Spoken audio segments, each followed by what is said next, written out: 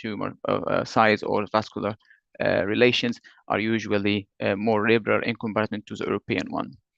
As we can see here, there's some agreements about the expected future liver, which are from experts around 25 to 30% in absence of significant fibrosis, or 40% in case of patients with cirrhosis. Sometimes as well, consideration for something like the contralateral hypertrophy through staged portal vein ligation or portal vein embolization or radioembolization could be targeted to improve the remnant size after before surgery. Main thing here as well is the older the patient, the more the complications. So probably older age is could be a concern. However, it is not a contraindication it's not a contraindication at all in any of the guidelines. And this comes in favor of our patient who is young, fit, with no significant signs of clinically significant portal hypertension. The concern about the functional remnant liver and the assessment of the functional status of the liver, usually the insulin green retention test is very helpful. As we can see, it's in comparison to scoring systems such as Milde score, Child-Pugh score, it outperforms them completely and show better safety margin. Other techniques to target the remnant future liver, and it's usually nowadays a safe standard remnant liver volume through simulated hepatic resection. This is quite helpful. As you can see, in overall patient in this study shows quite good sensitivity and specificity, as well as here on patient with fibrosis only, it's even better. However, it's a little bit worse in case of patients with cirrhosis. So future techniques such as a simulated hepatic resection and reconstruction would definitely help planning surgery, specifically in larger tumors, and targeting the concerns for larger tumor volumes and the small size post-resection. Back to our case, so the remnant future liver is around 35% to 1,517 cc, and the patient is not cirrhotic, as we agreed. The patient has normal bilirubin platelets and decreased alpha-fetoprotein to 8 from 351 after treatment. There is no endoscopic features of portal hypertension. The HVBG was borderline, but no endoscopic features at all. The ICG clearance is normal. Patient had resection and a splenectomy. Coming to the splenectomy point here, there's a lot of studies suggest a splenectomy would as well help the perfusion and increasing the size of the remnant liver, and as a stage prior to with the resection as well would help. The outcome. So this patient had almost uneventful surgery, but minor side effects and complications such as the biliary sepsis and hospital-acquired pneumonia, and both resolved very well. The patient was followed up later and had a tumor-free survival around 4.5 years, and did not show any decompensation post-surgery till the last follow-up.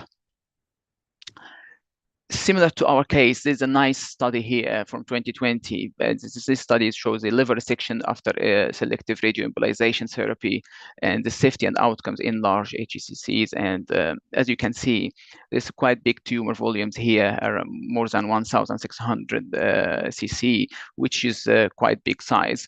And you can see the outcomes after TERT, as you can see, decreased significantly.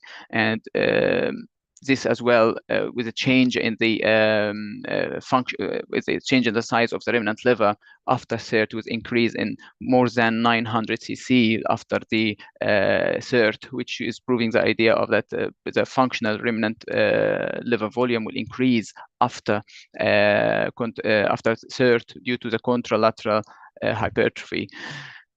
So this study is quite helpful. It's a case series of around 12 patients or 10 patients. So it's not much, but it reflects similar experience with other centers, similar to our experience.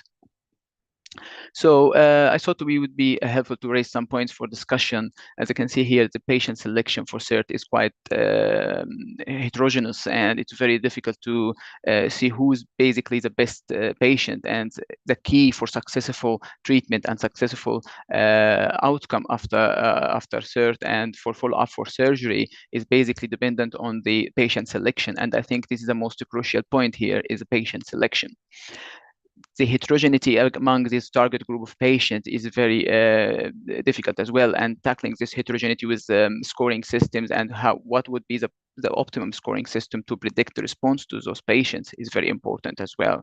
So the response of treatment here is still now is not predictable, and there's no optimum scoring system, you can say. What would be the considerations as well as bridging for other therapies, including liver transplantation? There is some case series on this, such bridging techniques, and as well for bridging for resection as in case in our patients as well. So these points is good for discussion now, and I finished my talk now, and would open the floor for discussions with the panelists and other colleagues. Thank you.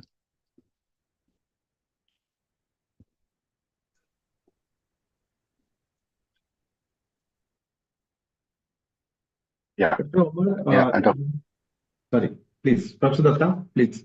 Yeah, I'm sorry, I'm a little late because there's some issue in the link connection. It was an excellent interactions. Now, I think we can take the questions from the panel and then we can have a discussion also, and we can have some inputs on different treatment modalities in that. Yeah. Just one my concern, Dr. Omar, we have SCC with portal vein thrombosis tumoral, where we have limited option for the tear because of the financial constraints. So we thought of going for the SBRT and TACE. So what you suggest for the sequence? It should be SBRT first or the TACE first followed by SBRT, or the vice versa. You mean the which would be the best option in case of portal vein invasion, yeah? Yeah, SCC with portal vein invasion. So we have to go for both the therapies. So we should be first TACE followed by SBRT, or SBRT followed by TACE.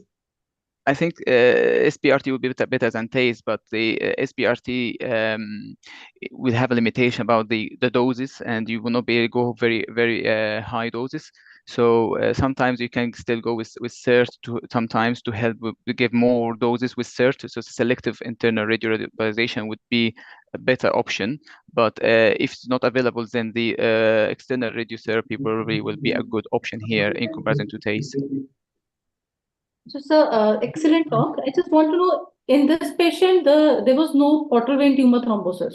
So, in the patients with large tumor, with the presence of PVTT, means VP2 or VP3, then what will be your approach for the patient with large tumor and portal vein tumor thrombosis, VP2, VP3?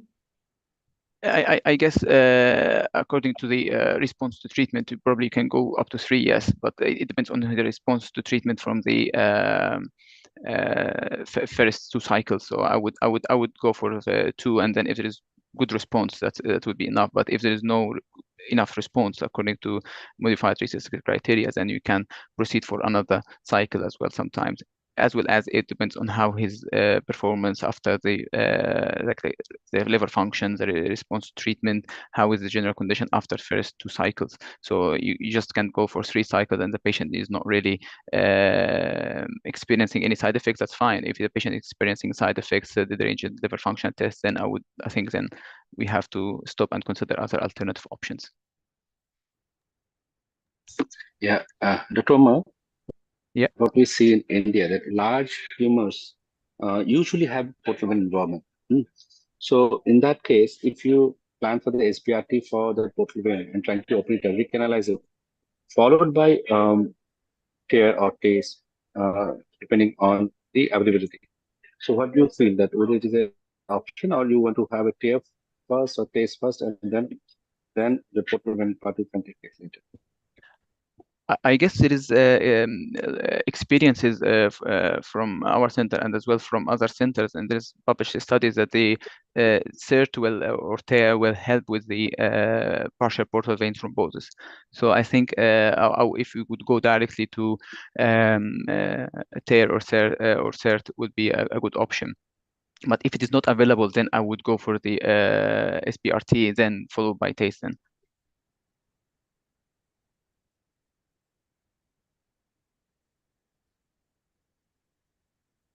So if it's available, so initially I would go for CERT first. If it's not available, then SBRT will stay. And suppose what complications means the type of complication that RILD, how often you see RILD in these patients with large HCC with undergoing CERT? From our experiences, like it happens, but like I don't have a specific number, but not that common. So I can have a look for specific numbers in comparison to the total treated numbers, but I don't think it's not that common for our experiences. But as far as I can see, we started here in the UK only the CERT quite recently. So CERT is not here in the UK for a long time. But back in Egypt, we did have the TEAR for longer time, and our experiences with was very good. Thank you. Excellent talk. I just wanted to ask, which is the largest size tumor that you have treated with CERT? And is there any constraint or any normal liver? What should be the volume? Is there any constraint for that? So I will divide my answer for 2 points.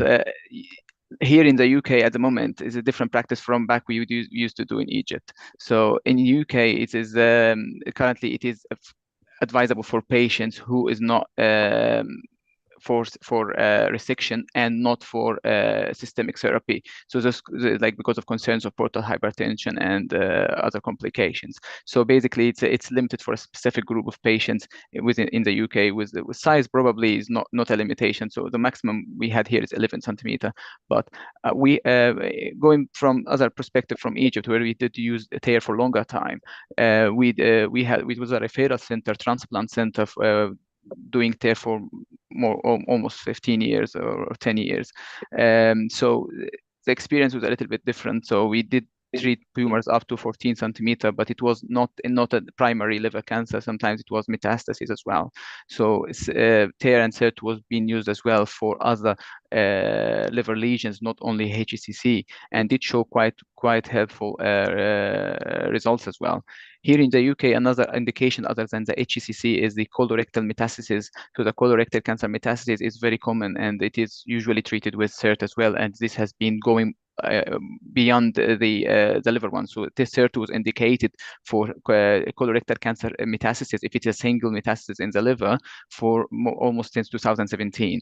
But it's only been approved recently in the UK for primary liver lesions, and it's now, like I say, categorized for a specific group of patients who are not fit either for surgical resection or for systemic therapy. And is used as well as a bridging technique with other combination therapy. I think there's one more question in the chat box as what about the immunotherapy in the cases of portal vein tumor thrombosis? So I'm not sure what he means about this, but it definitely, if the patient has portal vein invasion, systemic therapy will be having a good response. And in this patient, he did not have portal vein thrombosis. And at the time of the diagnosis, this new systemic therapy was not available, and the only thing was available at that time was sorafenib, which will not perform well at that time. So at the moment, the systemic therapy patients, any patient with portal vein invasion, probably would, if the liver function is okay and there is no clinically significant portal hypertension, we put them for atezolizumab and bevacizumab regimen, and this is quite established here in the UK. If the patient did not have any contraindications, like I said, specifically clinically significant portal hypertension and preserved liver function test with portal vein invasion, then directly go for systemic therapy.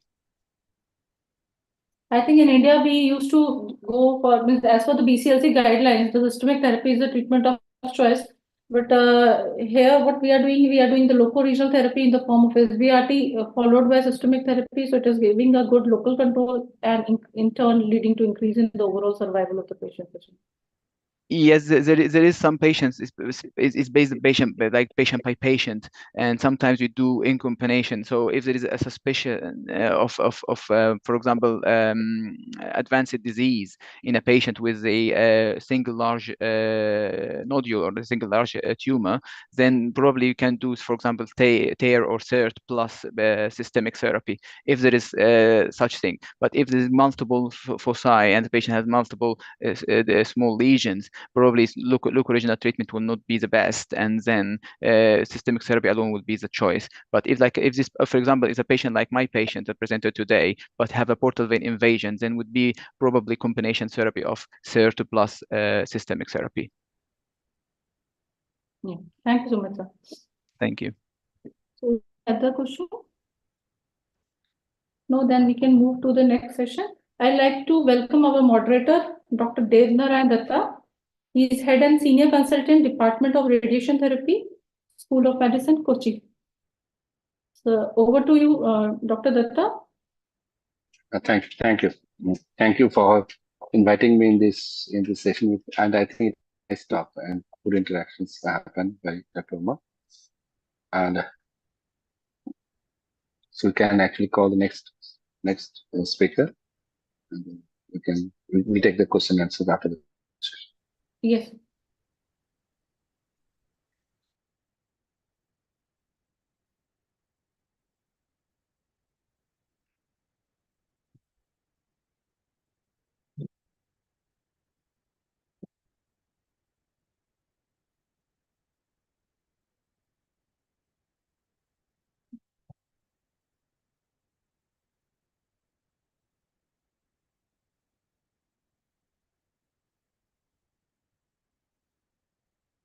So whether my slides are visible?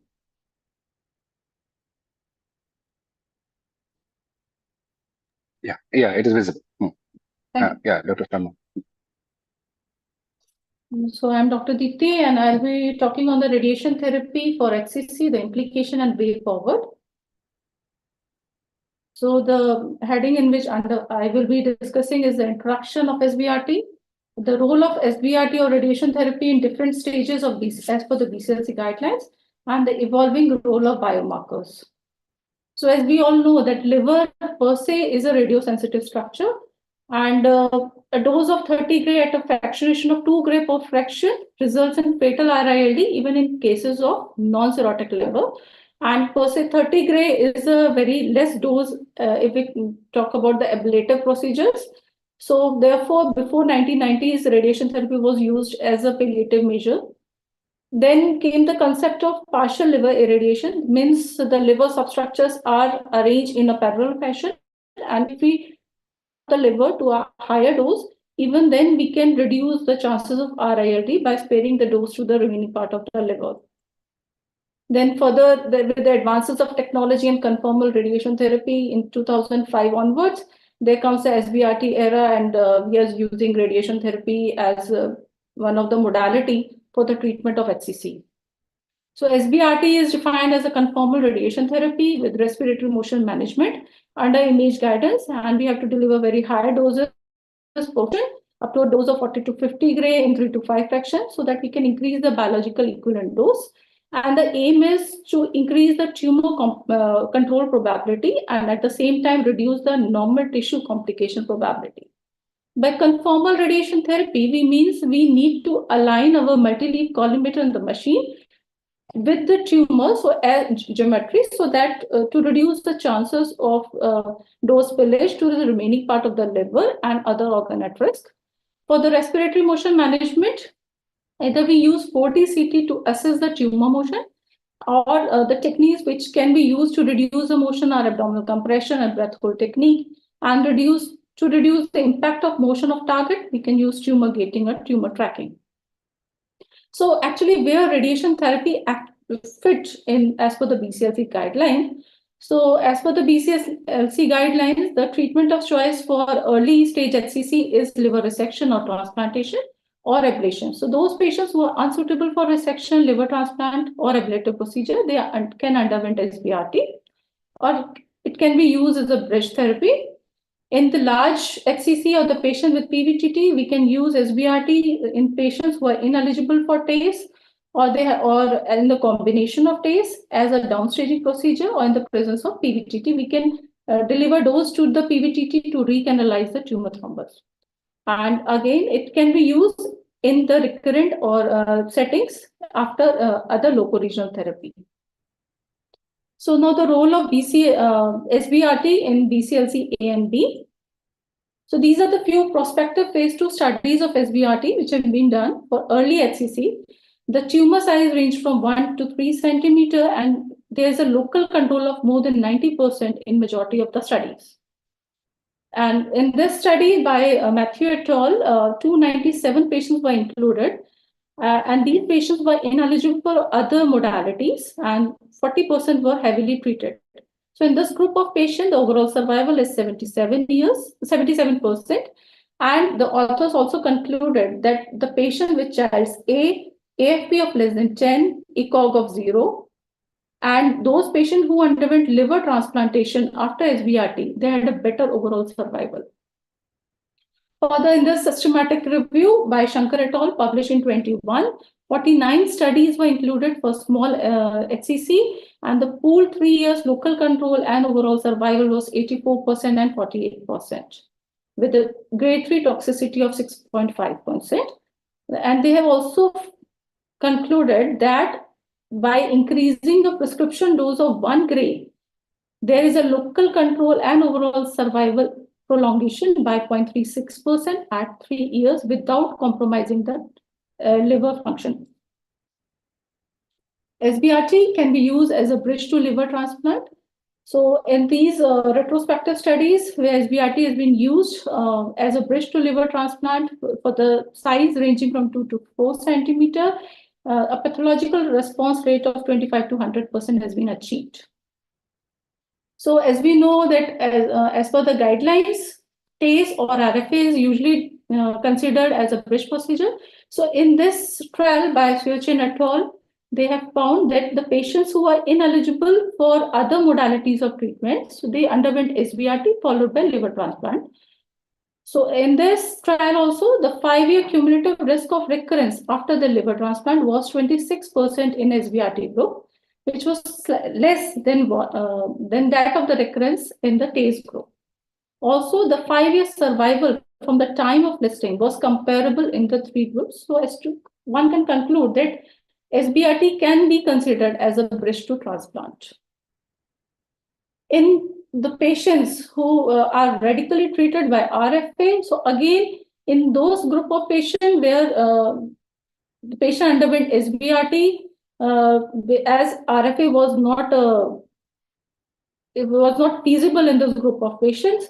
So in this study, they have found that the SBRT has resulted in the better local control. Even after the propensity score matching, the curves are separated far apart, showing a good local control in the SBRT arm. And the authors suggested that the SBRT is an effective alternative to RFA, especially for the larger tumor more than 3 centimeter with subphrenic location and post-stage recurrence. Similarly, the SBRT can be considered as a modality of treatment for unresectable early SCC. And in these studies, again, when we have compared SBRT with TACE, so there is a good local control at 2 to 3 years, and the survival is somehow comparable in the 2 groups. Now, the role of SBRT in BCLCC. So as we all know that BCLCC is mainly characterized with the presence of metastasis or tumor thrombosis. And in the studies have showed that the presence of thrombosis leads to decrease in the overall survival. So the intent of treatment by SBRT in the patients with portal vein tumor thrombosis is mainly to recanalize the portal vein so as to facilitate other locoregional therapies and to reduce the chances of complications. Decompensation. With SBRT, there's a response rate of about 54% in this group of patients, and the recanalization rate is about 50% to 75%, with a grade 3 toxicity of less than 5%. Further, in the presence of PVTT, that is especially VP1 or VP2 thrombosis, radiation therapy has been used as a neoadjuvant modality before surgery. And in this trial by V et al., when the upfront surgery was compared with neoadjuvant radiation therapy, there was an improvement in the overall survival and disease-free survival in the patient who underwent neoadjuvant RT. This is one of the series which has been published from India.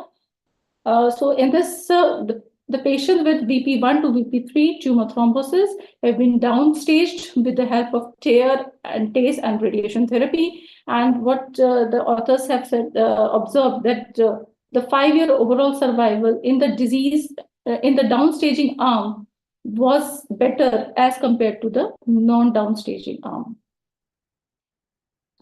So these were the studies in which radiation therapy was used before surgery or liver transplant. So in the patients who are ineligible for surgery or resection, so these are the studies in which radiation therapy has been used as a radical modality. And there is a disease control rate of about 80 to 90% in all this group of studies. And with a progressive disease was seen in about 10% of the patients. So this was a study from Dr. Datta only has done the study, and in this again, the complete response and partial responses is to the tune of 70%, with the overall survival at 1 year is about 38 to 50%, and the median overall survival ranges from 9 months to 13 months.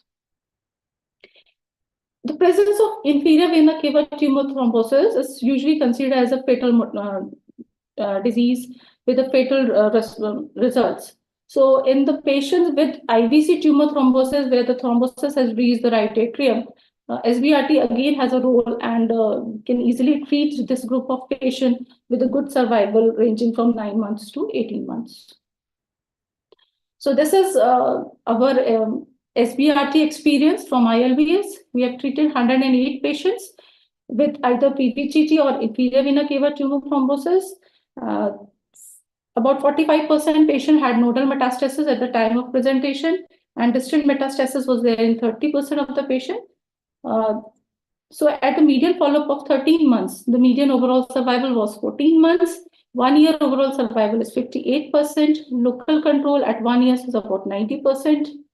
Median progression free survival is 13 months. And median intrahepatic recurrence-free survival is 12 months.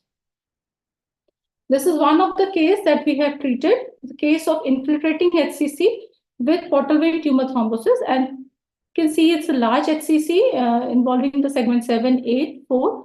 And the portal vein tumor thrombosis is up to the confluence of the splenic vein with a very high alpha-fetoprotein and PIFCA of 6400. So patient was treated with radiation therapy to the entire liver lesion and the portal vein tumor thrombosis. And this is a PET scan which was done after 2 years. So the patient was started on radiation therapy followed by TKI with lenvatinib, and the patient is doing well even after 2 years. This is another patient that we have treated with large HCC left lobe lesion with VP4 tumor thrombosis. The right portal vein was also involved. And because of the proximity to the stomach, we give lower doses to the organ nearby structure. And to prevent the dose and prevent the RILD, we reduce the dose to the portal vein of the right side as well. And so this is the follow-up scan, which is done after about 3 years, and patient is doing well without any complication. So the role of SBRT is whether we can combine the two modalities of loco-regional therapy. So the answer to this question comes from these two systematic review and meta-analysis, where SBRT with radiation therapy was compared with TACE alone or radiation therapy alone. And in both the two meta-analysis found that the patient who underwent the combination therapy, they had a better overall survival and local control. This is one of the cases which we have treated by the sequential therapy, large lesion in the segment 7, 8, 5, 8, and 4. And the patient underwent 3 sessions of TACE, followed by radiation therapy SBRT to a dose of 35 gray to the core of the tumor, and the periphery was treated by 30 gray in 5 fraction. This is a scan post radiation therapy 6 months. Patient is doing okay, and this is the follow-up scan of at 2 years. Clinically, no diseases there. So, so the radiation therapy is a part of locoregional therapy, and we can combine the TACE with radiation. But what should be the sequence? It should be a radiation therapy first or TACE first. So in this randomized controlled trial, Gu et al. Has found that the patient who underwent radiation therapy first, followed by TACE, they had a better overall survival and progression-free survival as compared to the patient who underwent TACE followed by radiation therapy. We at IBS also found that the patient who underwent SBRT first, the chances of decrease in the size is more in the first 2 months, and then the patient can undergo TACE and with the good results. Now, as per the guidelines, the treatment of choice is systemic therapy. So, is there any role of locoregional therapy, adding locoregional therapy to the systemic therapy? So, the answer came from the RTOG 1112 trial, where the sorafenib was compared with SBRT followed by sorafenib. And in this, the median overall survival has increased from 12 months to about 16 months in the combination arm. And similarly, the median progression-free survival increased from 5.5 to 9.2 months. Now, the combination of TACE, sorafenib, and radiation therapy, all 3 in one group will be doing better, and the same results is from the Liu et al. Trial, with the increase in overall survival to 9 months when the combination of TACE, radiation therapy, and sorafenib was used, and similarly, there's an improvement in the progression-free survival. Proton therapy is a newer technique which is being used other than the photon therapy. So the proton therapy is working on the principle of Bragg's-Peak, that the minimum exit dose. So these are the color washes of a photon therapy, beam therapy, and proton beam therapy. So as we can see that in the proton beam therapy, the spillage will be less. There is no exit doses. So lesser chances of RILD. And because of this, we can increase the dose prescription to the tumor in case of proton beam therapy, and lesser number of lesser chances of RILD in this group of patients.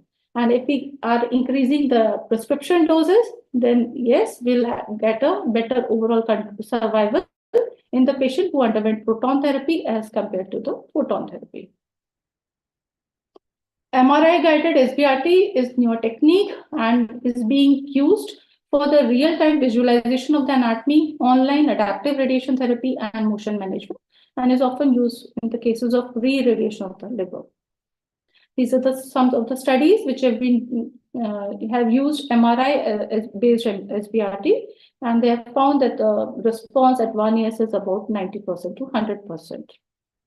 Now, the combination with immunotherapy, there's a synergistic effect of SBRT with immunotherapy. So radiation therapy results in the new antigen formation, which in turn results in radiation-induced antigen-presenting cell maturation, T-cell recruitment and mobilization, and which in turn leads to tumor cell sensitization to the cells. But at the same time, there is upregulation of PD-1, PD-L1, and CTLA-4. There is increase in the infiltration of Treg cell as well, which are the immunosuppressant cell in the tumor. So there is an escape of tumor from the immune surveillance, and that is why there came the role of anti-PD-1, anti-PD-L1 immune checkpoint blocker, so as to increase the impact of the immunotherapy. So these are the few studies where the immunotherapy has been used along with the SBRT. So in this study, only 5 patients were treated, and of the 5 patients, SBRT was followed by anti-PD-1 inhibitor, that is nivolumab in this study. The complete response was there in 2 patients and partial response in 3 patients. 1-year local control was and overall survival was 100%. In another study by you et al., in which nivolumab was used, so the patients who underwent radiation therapy either before nivolumab or concurrent with nivolumab, they had a better overall survival and relapse progression-free survival as compared to the nivolumab alone. This is one of the patients which we have treated for the large tumor along with the nodal metastasis by the radiation therapy, followed by nivolumab therapy. The scan is, this is post 30-month scan, which is showing a response at the primary site as well as the nodal site. So nivolumab is an anti-PD-1 inhibitor and ipilimumab is an anti-CTLA-4 inhibitor. So if we combine the two IOs, so it will result in a better overall survival. Then again, the use of SBRT with IO therapy will leads to increasing in the overall survival and disease-free survival, which can be by these plots. The overall survival is about 57% in the IO group as compared to the 50% in nivolumab alone group. The median overall survival is 41.6 months versus 4.6 months. But there is a higher toxicity of 72% in the doublet arm as compared to only 50% in the patient who received nivolumab. So again, in a START-FIT trial, they have used TACE with radiation therapy and immunotherapy. So in this group of patients, 33 patients were recruited with advanced HCC. On day 0, TACE was delivered, followed by SBRT starting from day 28. And then avelumab was started, which is an anti-PD-1 inhibitor, every 14 days. And at the end, it was found that 55% of the patients were amenable to the curative treatment, 2 underwent resection and 2 RFA, and there was a radiological complete response in 42% of the patients. The median overall survival was 30 months and the median progression-free survival was 20.7 months. So next came the question whether SBRT and immunotherapy should be considered as a first-line therapy or it can be used as a second-line modality as well. So in this trial, the SBRT with immunotherapy was used as a second-line modality after other loco-regional therapies and after progression on TKIs. So in this trial, the radiation therapy was delivered, followed by camrelizumab, starting from the day 1 of SBRT and every 21 days. And there was an objective response in about 50% of the patient, and the disease control rate was there in 67% of the patients, with a median overall survival of 14.2 months. Now, the evolving role of biomarkers. So, the biomarkers help in the early differentiation of responders and non-responders. It helps in the personalized treatment. We can find out the PGL1 concentration post-radiation therapy so that we can customize our treatment and the circulating tumor DNA. So this is an abstract which was presented by us in ASLD in 22. And what we have found that after radiation therapy, there was a sustained PD-1 and LAG3 expression post-SBRT. So especially in the hepatitis-related patients. So means post-SBRT, there is a persistence of the PD-1 receptors, and so these patients are going to respond to immunotherapy better as compared to those who has a decrease in the PD-1 and LAG3 inhibitors. Also, by this we can find that in future we can have more anti-LAG3 inhibitor, LAG3 receptor antibodies as well, so as to customize the treatment. In another pilot study, we have taken the sample pre-SBRT and post-SBRT, and what we have found in these patients, the cell-free DNA has reduced post-SBRT, except in 2 patients, which when we have seen with the progression-free survival. So we have found that the patient in whom the cell-free DNA has increased post-SBRT, they had a poor progression-free survival as compared to those in whom the the cell-free DNA has reduced. Similarly, this is unpublished data from ILBS, and we are going to present in upcoming APASL the prognostic role of HGF and VEGF in advanced HCC. So in this also, we have taken the samples of patients before SBRT and after SBRT. And what we have found, the patient in whom the HGF factor and VEGF factor has increased post SBRT, the progression-free survival is less, that is 6 months and 9 months in VEGF and HGF factors, and in whom the patient, the VEGF is reduced, the progression-free survival is increased to 14 months. So means HGF and VEGF can be used as a prognostic for early detection of the disease.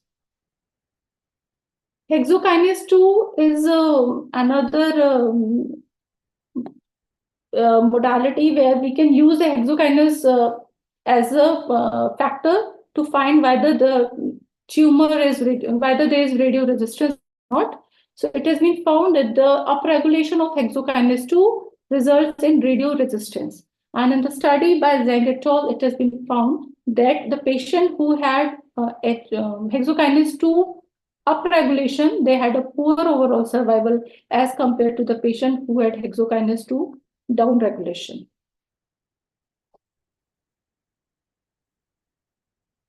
So in the last, there's a mathematical model by Zhang et al., and what they have found that in the patients of large advanced HCC with metastasis, so if we give radiation, even the low dose of radiation to multiple lesions, including the metastatic side, this will result in a better progression-free survival.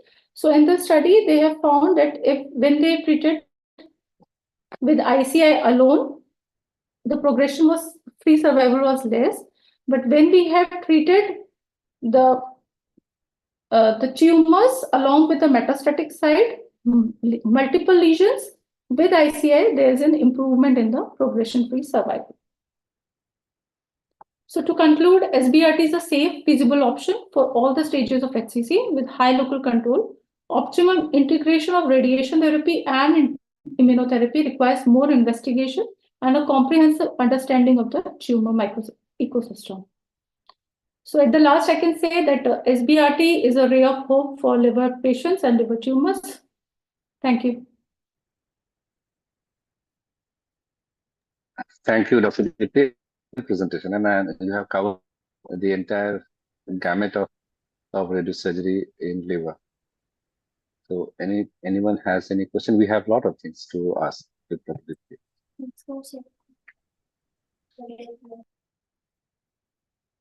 Yeah.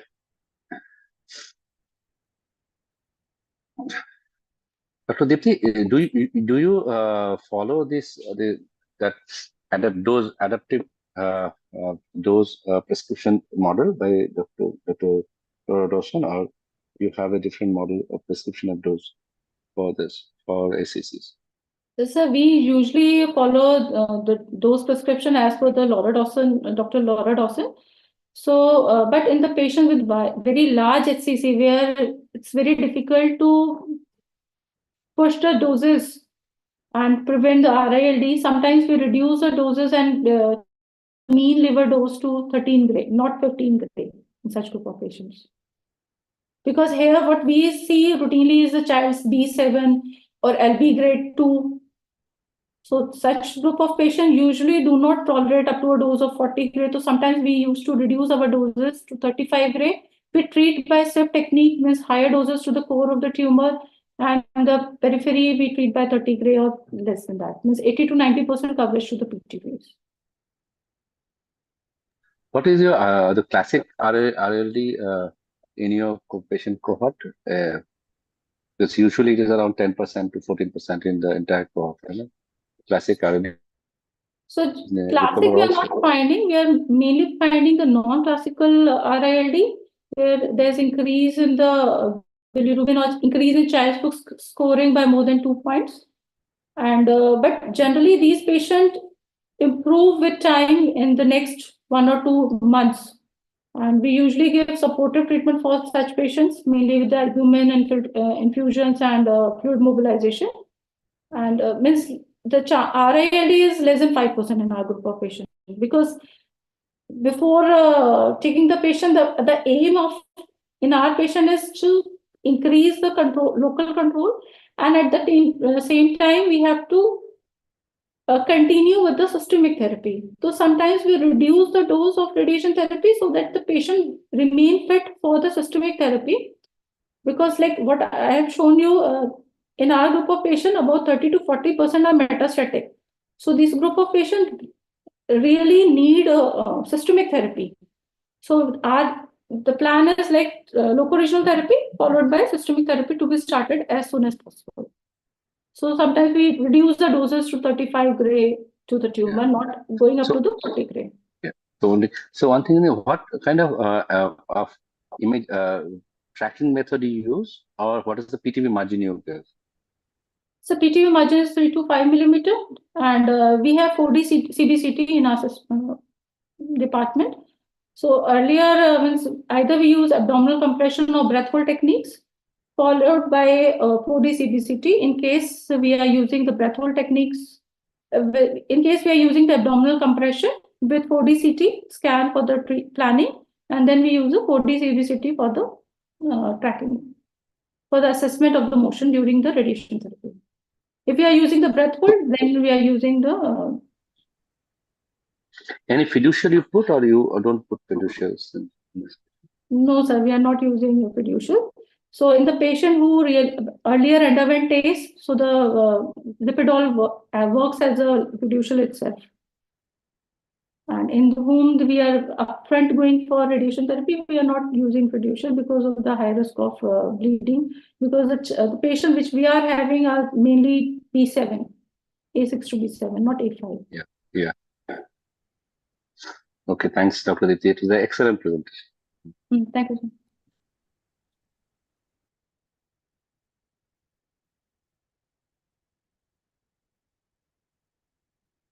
Any other question? A nice presentation. Hi, sir. Can I ask a question? Yeah, sure.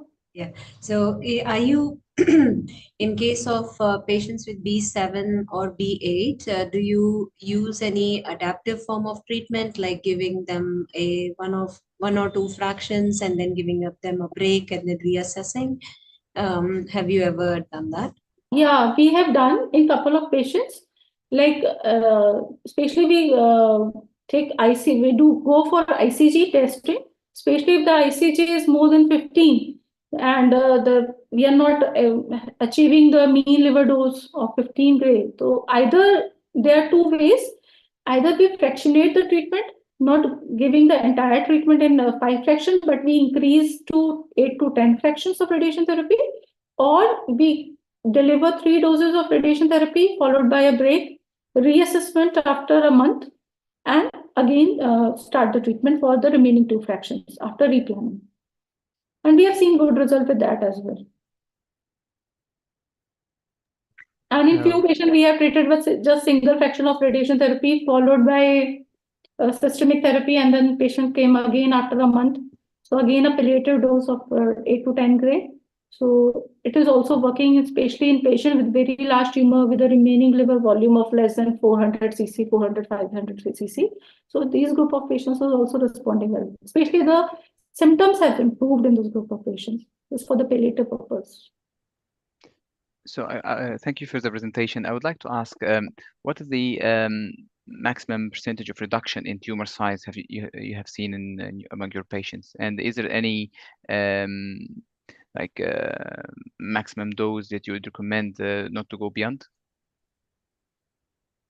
So it's actually, the size reduction takes time. It is not within a month. So with time, it reduces to more than 25% of the actual size. But it takes about 6 to 9 months or more. So if we find that there are any other lesion or the periphery, then we go for the other local regional therapy as well.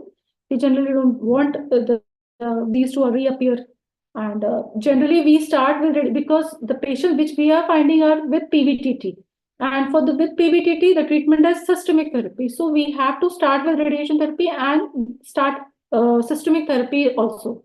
So we generally start systemic therapy with TKI within 10 to 15 days. And if you are going for immunotherapy, we generally start by 21st day, if the LFTs are okay. Thank you.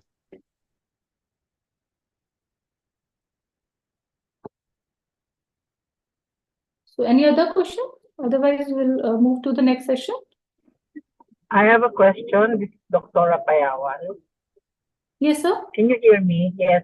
Do you have any stopping rules to say that this therapy doesn't work? Do you have a strategy where you can say that you have exhausted the therapy and maybe not go on anymore? So please repeat the question. Your voice is cracking. Do you have a stopping rule? In other words, a simple strategy for us clinicians to say that this therapy might not work and maybe other strategies can be tried on? So, Ms. whether the therapy is going to work or not, if I'm not, you're asking this question? Yes, sir. Yes, ma'am. So, sir, like we have done a pilot study at our center. So, here we are finding the HGF measure the immune cells in the blood plasma after radiation therapy. The results are yet to out. We are doing the prospective analysis as well. So we are finding that the changes in the immune parameters post radiation therapy. So in hepatitis related HCC post SBRT, there is an increase in the PD-1 expression. And what we have seen in the patient with NASH related HCC, there is decrease in the PD-1 expression. So what we can say that this is a pilot study, but with this result, we can say that the patients with hepatitis related HCC, they are going to do better with immuno checkpoint inhibitor as compared to those with NASH related. And I think same results have been shown by different studies as well, where they have found that immunotherapy is a better modality for hepatitis related HCC. But our results are preliminary and we need to analyze more data on that. So, Dr. Deepti, how many percentage you see as hepatitis related, and how many are NASH related? In Kerala, most of our patients are NASH related. We don't see too many hepatitis. No, it's that there's just a reversal. So about 60% are either NASH related or alcohol related, and less than 40% are hepatitis related. So now especially the young patients who are coming, they are usually hepatitis related, but elderlies are majority are NASH related or alcohol related. So that there is a change in the etiology of the HCC at present.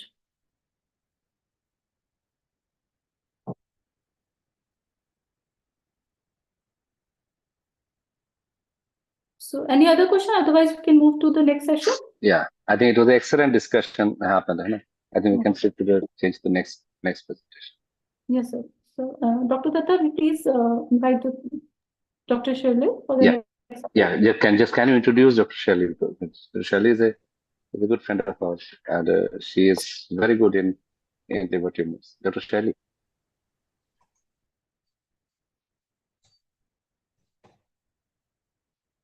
Hello. Can you hear me, and can you see my screen as well? Yeah, we can see you, and you can see your screen as well. Okay. Hi, Dr. Shirley. Welcome to this. Hi, sir. How are you? So I thank everyone for giving this opportunity to present about RILD today. I think Dr. Deepti has excellently summarized about radiation, especially role of SBRT and its integration with other modalities as well as a single modality. And I have the opportunity to talk about radiation-induced liver injury, the prediction, prevention, and therapy. And this was or likely is still to be a more feared complication of radiation to the liver.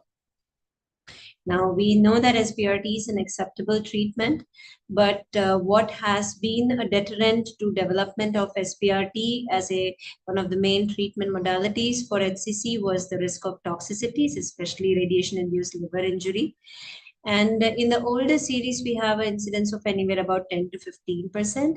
But now with more understanding of the dose, the response, as well as how much of the liver to be spared, the modern series, the risk of RILD has come down significantly, and they're in single digit to be less than 5%. What we know is that liver is definitely a very radiosensitive organ, and based on the etiology, when there is pre-existing hepatic dysfunction, particularly in the form of cirrhosis due to various underlying causes, it will compromise the tolerance to radiation. They tend to become more sensitive, and in those cases, I think planning radiation would be very, very important to take care of the doses that we deliver to the rest of the liver. And so when we deliver radiation, the toxicities from SBRT can be classified into liver, GI, biliary, or chest wall toxicity. Today, for the interest of the talk, I'll be limiting to liver or the biliary. And usually the classic RILD, now the chances of that happening has become less than 5%, whereas a non-classic variety where you only see Child-Pugh changes by maybe 2 points, maybe ranging from 10 to 30%. And it definitely depends upon the Child-Pugh status. We will be looking into literature on that. And the biliary incidence, like in the form of stenosis or obstruction, could be seen in 5 to 15%. The older series show a higher percentage because initially it wasn't considered, and high doses could have gone to the central biliary tree. But in now recent series as well, this has been lower. So in case of acute toxicity, that is during and immediately after SBRT within the 3 months, at best what we may see is some temporary changes in the blood work without any much symptoms. And what may be important would be to monitor these patients, like have a proper baseline blood workup before and maybe 2 weeks after SBRT. And we would look at mainly changes in liver enzymes, and these changes are often transient. And so the hepatic dysfunction that most often that we end up seeing may be slight transient change in bilirubin, AST, ALT, changes which are the rise in AST or ALT. Now, I technically don't in a 5-fraction SBRT or 3-fraction SBRT do a midweek or mid-treatment assessment. Would do probably pre and then 2 weeks post. And so, of course, that if patients is already in acute hepatitis, you wouldn't be going ahead with SBRT treatment in the first place. And even the choice or the selection of the cases is usually only up to the Child-Pugh B7. In maybe in those with B8 or B9, you may go ahead, but may not go ahead at one go in 3 to 5 fractions. What is important to know is that if you are seeing any changes in the liver enzymes, then it's better to hold on till the liver enzymes normalize. In terms of late toxicity, RILD is the main toxicity that we fear in addition to central biliary toxicity. Now, coming to the RILD incidence with the more modern series of SBRT, this is a very recent review from the International Stereotactic Radiosurgery Society, which has summarized and looked at overall 17 studies from 2003 to 2019 and demonstrate very excellent overall survival and local control rates. What is more important here is that in these series, they found that the classic RILD was almost negligible, 0% ranging from 0 to 2%. 0 to 2%, and non-classic RILD rates were about 8%, about 5 to 12%. So these all, the risk of toxicity has come down significantly.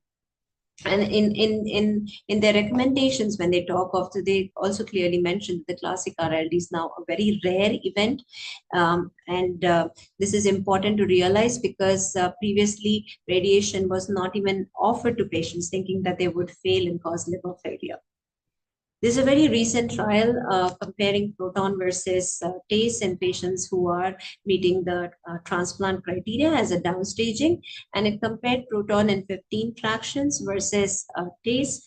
And in terms of toxicities, I just bring this out, this trial to show the toxicity rates of proton versus TACE. Of course, we know Deepti showed that proton beam therapy, the exit doses are very less, so you could probably spare the liver excellently. And this is very well reflected also that, you know, the chances of having a grade 3 or a grade 4 rise was just about 2 to 5%, whereas probably higher with TACE when compared to proton beam therapy.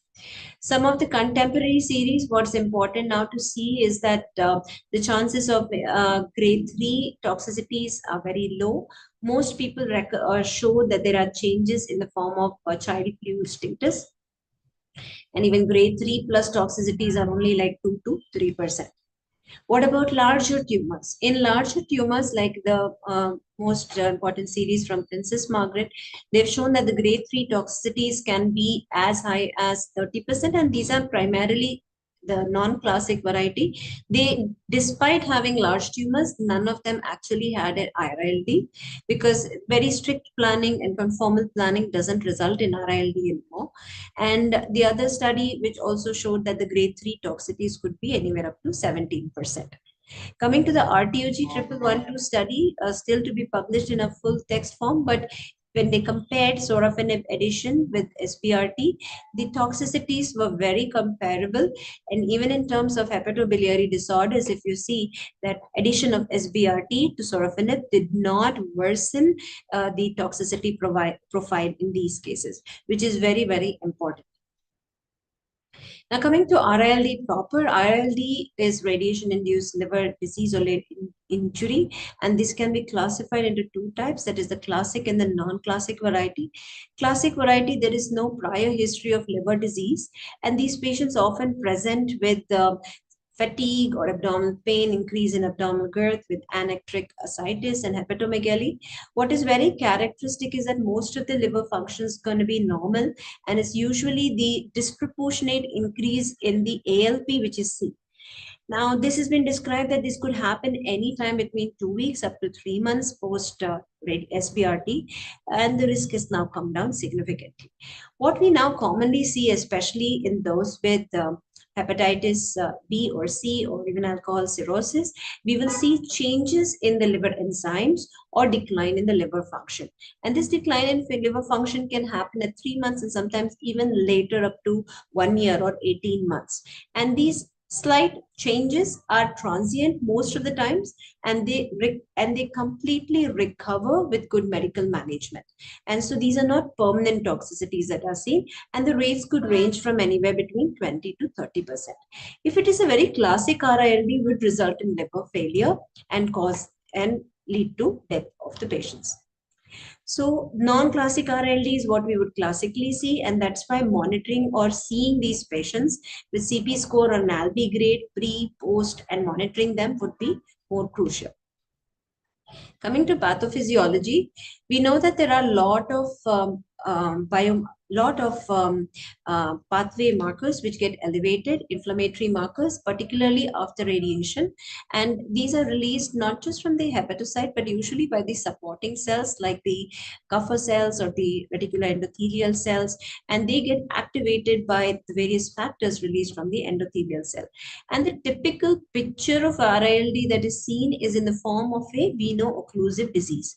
Now, what you see here in the picture is wherein the central venule gets completely destroyed, and you see that there is endothelial cells, and there are lakes of erythrocytes which get accumulated. So there's a lot of congestion in the liver, and there's also loss of hepatocytes resulting in, and also these inflammatory cytokines release a lot of fibrotic material. So that's going to result in a form of a congestion.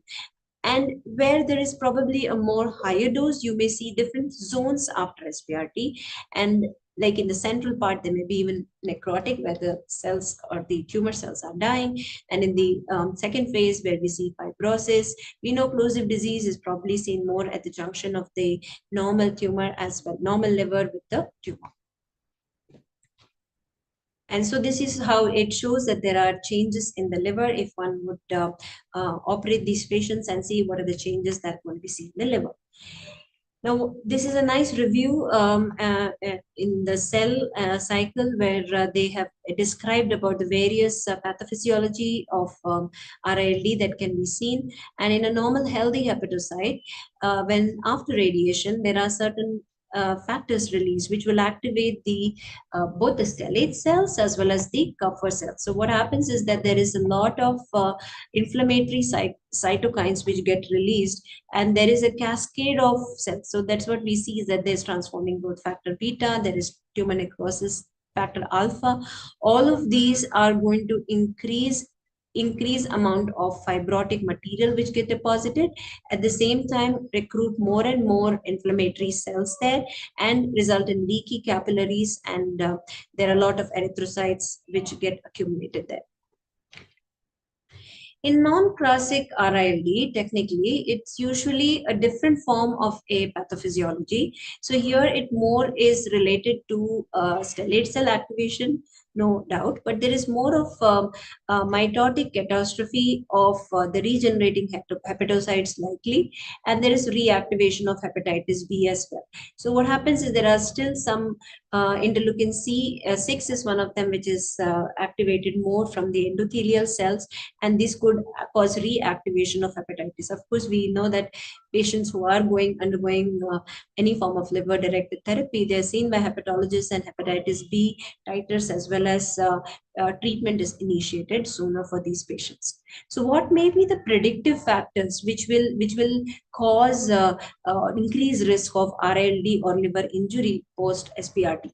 So in patient-related factors, I would say that it's usually the larger tumor, because when you want to give a higher dose to the liver tumor and spare, it may not be always feasible.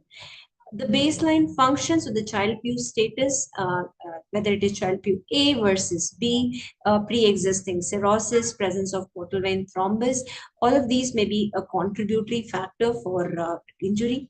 In terms of treatment factors, concurrent use of chemotherapy, whether it is hepatic artery infusion, which was used initially, or combination with sorafenib during the SPRT days, is something that is shown to cause increased risk of liver injury. Maybe even combination with TACE could also increase the risk of injury. In terms of radiation planning, what is very important is what is the volume of the liver which is going to be spared, what is the mean dose to the liver which is spared, how is the technique of radiation delivery, and also the dose per fraction.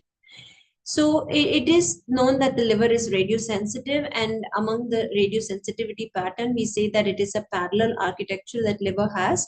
So we believe that liver, as long as we are able to spare a certain volume of the liver, which we can keep to a very low dose, we could minimize the risk of a global functional compromise. And at the same time, we also know that liver has regenerative capacity, so it could have some amount of regeneration despite the cell loss as well. And so if we look at different series which have treated with SBRT, they have tried to look at various factors which could predict the risk of toxicity. This is one of the studies by Jung et al., where they've given higher doses, almost like 10 to 20 gray per fraction. And in this series, interestingly, that the grade 3 RILD was seen in only about 6.5%, and the non-classic variety, where grade 1, grade 2 changes were seen in majority of the patients. And what they found was, if there was a chance of grade 2 or worse liver injury, it is usually the baseline Child-Pugh class which has a significant impact. That is, whether you are a Child-Pugh A or B. And this was also seen in a similar phase 1 trial where they saw that when they were treated with 3 fractions, so there's a phase 1 dose escalation trial, and when they treated Child-Pugh A patients with even 16 gray per fraction, they were able to treat without any toxicities. Whereas in Child-Pugh B, they had high level of toxicities, especially grade 3 hepatotoxicity. And then they realized that, they could not go on at the same dose level.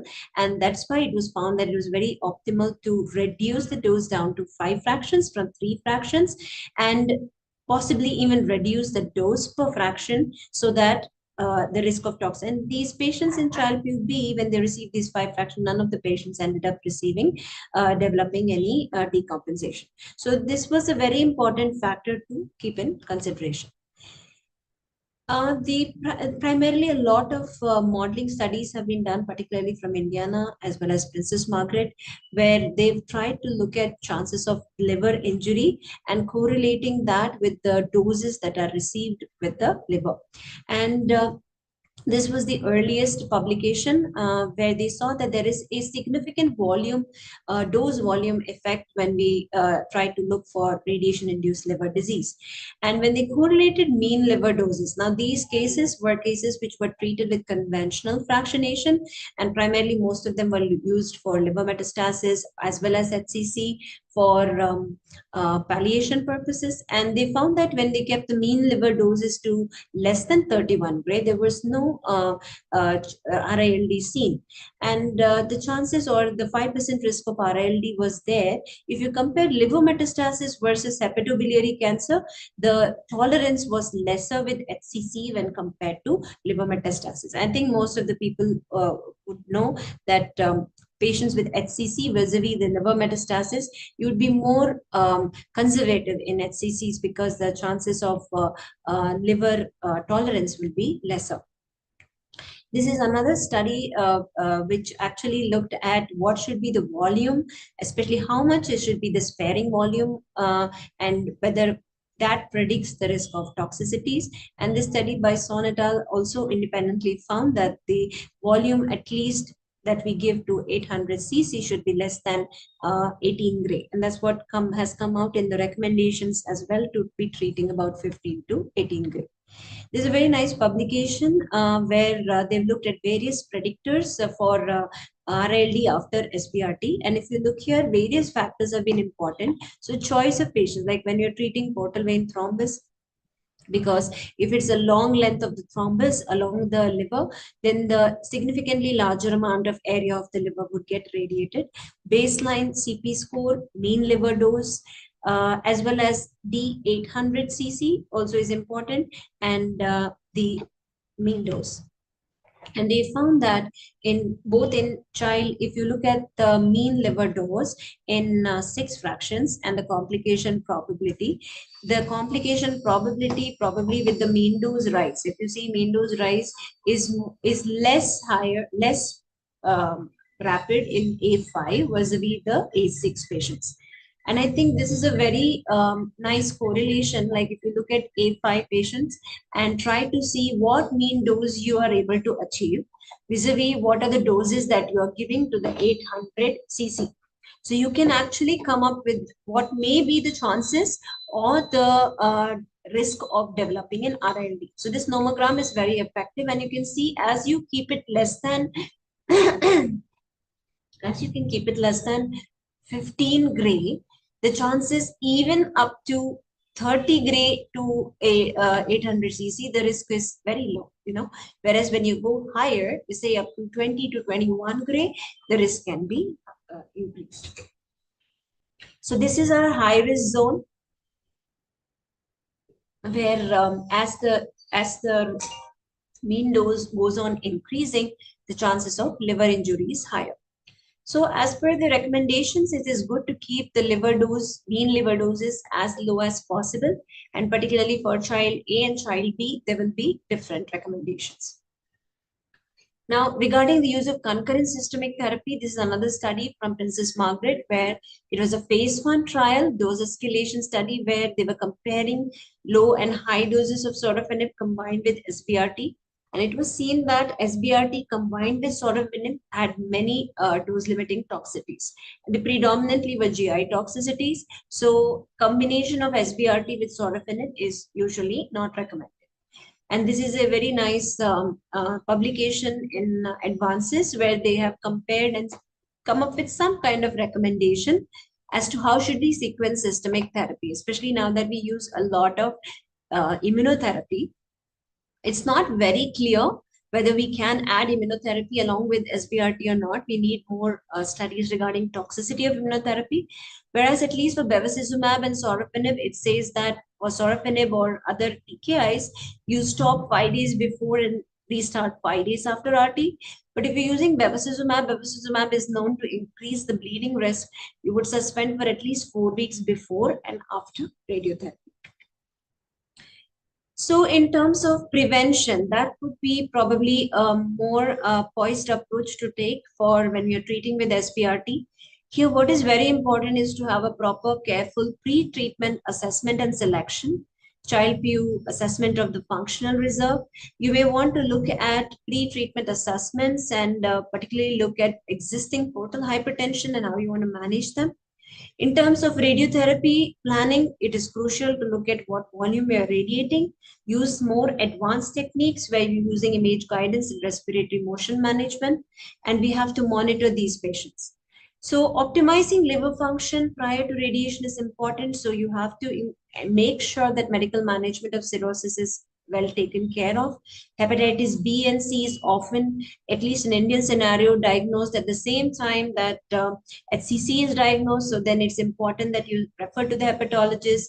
They assess the various viral titers as well as initiate the antiretroviral therapy. Upper GI scopies with treatment for varices, banding, and treatment of medical management of portal hypertension. Now, the liver assessment, function assessment is also something very important. It could be in the form of just blood test to see static tests or dynamic tests where we look at carefully look at ICG, where is one of those where we look at clearances, or it could be in the form of elimination like galactose or even metabolite formation. And we often always do these prognostic scorings. And it has been seen that ICG clearance, it gives us a very very good idea about what may be the chances of liver injury. And it's been correlated even in the SBRT series that especially the indocyanine green retention test at 15 minutes. So it has been seen that indocyanine green, it's very highly extracted in the liver, and how it's excreted from the liver would depend upon how well the liver function is. So most of the time the excretion or the retention rate is low. It is excreted, so it is less than 10. But if the chances of liver damage are higher, these you're going to be seeing that the ICG retention rates are going to be very high. So people have used this for monitoring as well. And if you look at ICG tests done at 1 month or 3 months, a lot of Japanese series also have looked at if ICG is more than 40% or even 50% after radiation, then the chances of liver injury is extremely high.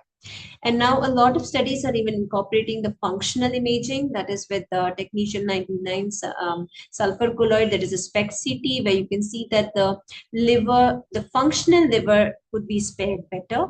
And a lot of planning studies are ongoing with this. And mean liver dose is something which is very important. So the meticulous planning to make sure that we achieve these constraints, whether it is 3 or 5 fractions. So if the patient is non-cirrhotic, then the mean dose is quite relaxed for 5-15 fractions, because the patient, this particularly like the NASH related ones. But if it is a cirrhotic patient, then especially in Child-Pugh, we would be really conservative, where you make sure that the mean dose is very, very low. And even the dose to 500 CCU is what probably you would be looking at. And the dose prescription in HCC commonly is with the help of mean dose, where you would see whether you're able to achieve a particular mean dose, what is recommended for that dose value. If you're able to meet that dose value constraint, that's fine. Otherwise, if you're not able to meet, then you would drop the planned prescription dose to whatever would be the safer limit. And a lot of us, despite treating the peripheries to a lower dose, would would boost the central core part. And recently we have started doing a much higher dose in the center for larger HCCs, and we'll probably publish it soon, where we do different kinds of vortices like lattice, and these are actually showing and the periphery is 25, and these show a significant regression. In the last couple of cases, we have seen almost responses up to 50% in them. And this is another publication from Princess Margaret, where they show that in patients who are non-cirrhotic and completely normal, and of course they had majority of patients with liver metastasis, but what they see is that this is particularly true for probably the NASH-associated liver HCCs that we are seeing now. And what they saw that majority had transient toxicity alone, and the 700 cc was one of the main thing that was correlated with even the acute transaminitis. So if as long as you're able to maintain that dose level, the chances of injury technically has come down significantly. And so meticulous planning is important. You have to make sure that there is steep fall off, and you're sparing as much liver as possible.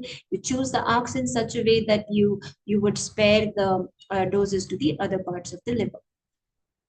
Now, what would we do when there's actually your RILD, and the various ways they would manifest or present with would pain, ascites, septomegaly, jaundice, or thrombocytopenia. And they could have various syndromes that they could have with decompensated cirrhosis. And encephalopathy is also something which is very commonly seen in these patients. And so I would say RILDs, they can definitely now come to a point where I would say it's a diagnosis of exclusion. We would work up the patient, do the various lab workup. And I think it's very important in these patients to do CT scans or MRI, even correlation with SPECT, to rule out disease progression. A lot of time decompensation is not related to SBRT that we blame to, but is most commonly related to intrahepatic progression. And cytology often in all of these cases would be negative. So it is important to be sure what kind of changes we see. And as you see here, that is the post SBRT, the changes that we see in the liver is a form of a hypodensity. And this is often related to the intermediate dose levels, like between 20 to 30 or even up to 10 gray is what we see. And this is a straight border sign that's commonly seen, that this correlates with the kind of portals that we have used. Of course, this is one where in case of another case in a breast case, probably they went treating liver, but which resolved completely. So there is no specific guideline for this. It's an integrated approach with the hepatologist. You control the symptoms, you treat portal hypertension. We treat the different factors with the help of medical management. Another toxicity which is important to keep in mind is of a central hepatobiliary toxicity. So it could cause biliary obstruction, liver function decline, and so sometimes even presence of a biliary stent would be would predispose factors. So here it's important what dose do we give to the central hepatobiliary tree. And this is the one where they have seen that, with grade 3 hepatobiliary toxicities was seen in about 17.5% of the patients. And so the chances of this happening reduces significantly if we adhere to the constraints and we keep the doses, especially V26, 30, and the 40 gray that we deliver to these central hepatobiliary tree. So it's important that we contour them and then see what doses we give. And the management in case there is obstruction is of course in the form of stent. Cholangitis could be treated with antibiotics, and of course decompensation. The future directions here that people are looking at is Dr. Deepti did show us about biomarkers, but a lot of biomarkers are now actually also being done to monitor liver injury. We ourselves are working on a phase 1 trial where we're looking at this along with functional liver sparing to look at the levels of interleukin 6 and TGF beta pre-post, as well as there are various imaging dynamic biomarkers these days, especially different forms of dynamic CT and MRI, which may correlate better with liver injury. Of course, prevention is the key. So there are very few treatment pharmacological agents which are available to ameliorate any liver injury. Different form of studies have looked at anti-TGF beta, defibrotide, which may reduce the activation of the Kupffer cells and so the amount of fibrosis. And a lot of antioxidants are also being evaluated to see whether they can modulate the cytokine response and reduce the chances of development of radiation-induced liver injury. So to conclude, grade 3 and higher toxicity post liver SBRT is now very limited. What would be the key is careful selection of these patients. We should not blame everything on a radiation, especially in this current modern series. So we should rule out disease progression in most of the cases, which is usually the cause. And once rarity develops, the treatment options are quite limited, and hence prevention and meticulous planning is what is the key to getting successful treatment for these patients. Thank you. Thanks, Shelly. It was an excellent and exhaustive presentation. And you have covered most of the aspects of this toxicity profiling of this liver SBRT. So anyone has any questions to ask, then I can discuss. Yeah, Professor Shirley, it's excellent discussion, excellent talk on RALD. It's a difficult topic per se. So I just want to know whether you considered only the child scoring before and after radiation therapy, or you take consideration of LV scoring as well, because child has a more of an observer dependent scoring system. So I would say it's more of we commonly recommend that we also do ALB grades for these patients. So pre and post, because that's more objective, and we know that CP score is what's going to likely change, right? So bilirubin as well as albumin, these are the ones. Most series have shown that albumin also tends to fluctuate a lot, and particularly in our patient, I think the intake as nutritional intake itself is quite poor in the Indian scenario. So this is what I also commonly see, that bilirubin and albumin fluctuates. I commonly use ALB grade case. Actually, we also look for the LB scoring instead of child scoring. Means going for the LB grade 3 means the patient is going to decompensate. The chances is very high. But yes, for grade 1, it's patient is going to tolerate the treatment as well. Any other symptomatic treatment that you offer to the patient, means the role of glutathione, or either you are using that type of antioxidant during the treatment? No, Especially for the larger tumors? No, I personally have no experience on this. I have not used any. I have read a lot of series showing that glutathione, pentoxifil, and all of these have been tried, but none of them actually have shown much benefit. Like there was one randomized trial from Germany where they've used a combination of drugs, and that showed some possibly reduction in chances of liver decompensation at just short time, but it wasn't sustained. So we don't know what may work and whether the effect is going to be sustained enough as long as they're going to take it.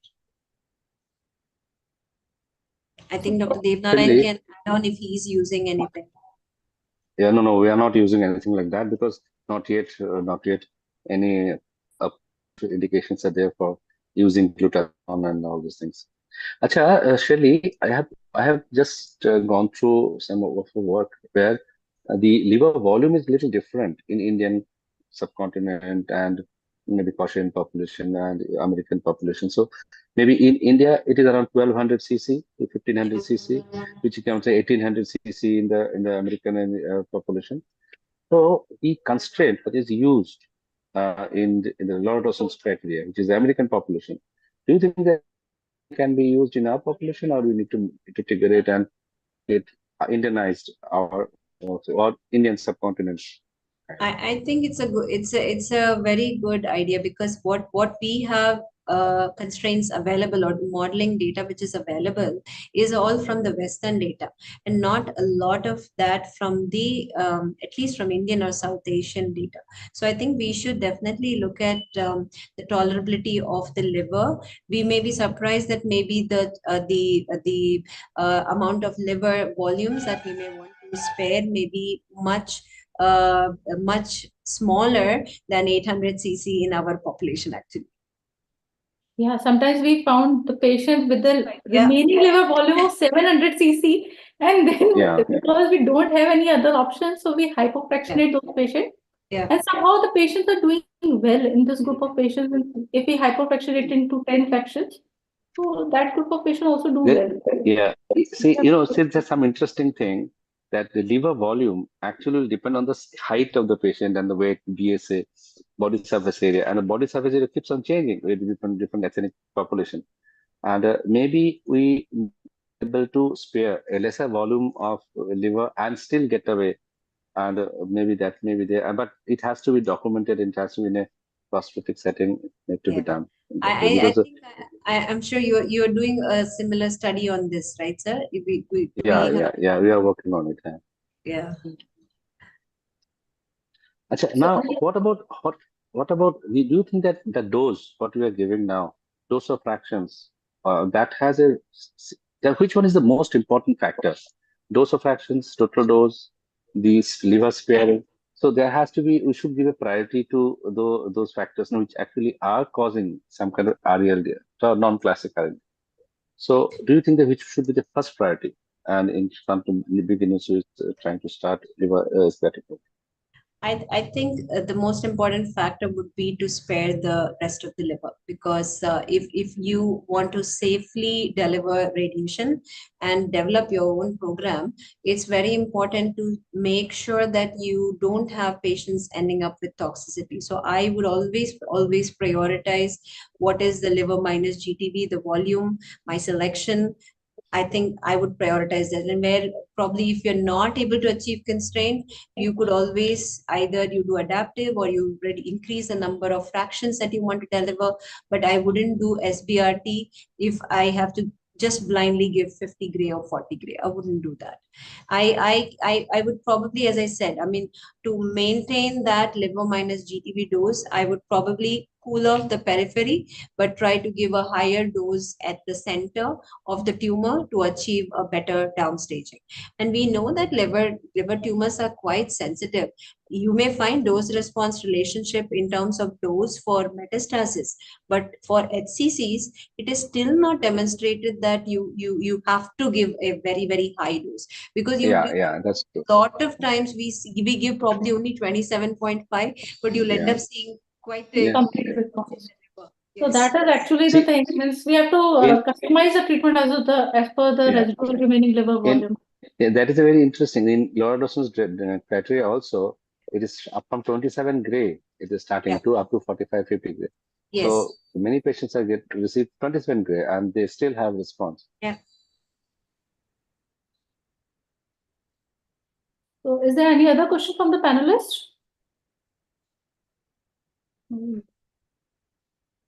I think we can end the session. So at the end, I'd like to thank Professor Umar, Professor Datta, Professor Shirley for the excellent discussion and talks. And I'll also like to thank other extreme panelists for their important points that they have rose during the discussion. And at the end, I'd like to thank Professor Umata and Professor Sareen and other members of the LCAP team and for their constant support. So we request you for the constant blessing and support to make the LCAP, to take the LCAP to the higher level in future as well. LCAP is usually conducted on every Tuesday of the month. On every second Tuesday of the month is being conducted. So we'd like to continue in the future as well. So with as there's no other comment, so I'd like to thank you all and close the session for now. Till we meet on the next second Tuesday of the next month. Thank you. Thank you. Thank you for the invite. Thank you for the nice interactions today. Thank you. Thank you, Dr. Khan. Thank you. Thank you so much. Thank you, Dr. Umar. Thank you, sir.